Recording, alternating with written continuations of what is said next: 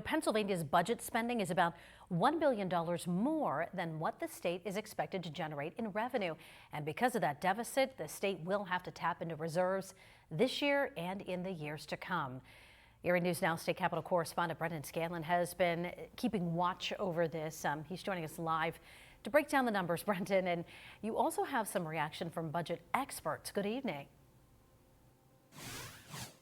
Hey there, Eva. Good evening. Yeah, that's right. Well, between the state's rainy day fund and some higher than expected revenue surpluses, Pennsylvania has about $13 billion in its bank account. Some are opposed to using those reserve funds to help sort of offset or account for a budget deficit, but others say it's a very wise investment to make.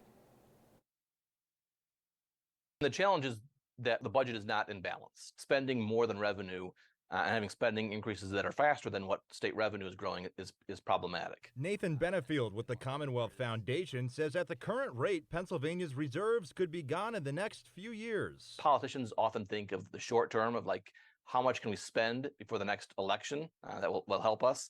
But thinking in terms of, right, we need to bring this budget into balance in 3 or 4 years, or else we're going to face a tax hike. And that long-term thinking is what needs to be part of this. The budget proposal that the governor put forward back in March shows that we will draw down that surplus over the next 4 years. Mark Steer with the Pennsylvania Policy Center says the surplus funds are taxpayer dollars and should be used for public purposes. Everyone talks about the budget deficit. I think the public investment deficit is more serious. We do need to keep some kind of surplus.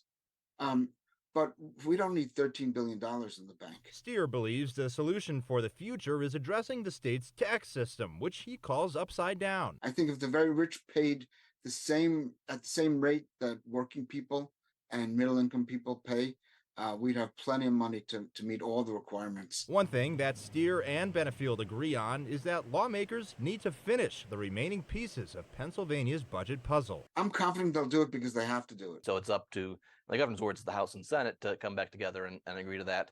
But of course, the governor's got to be involved in that.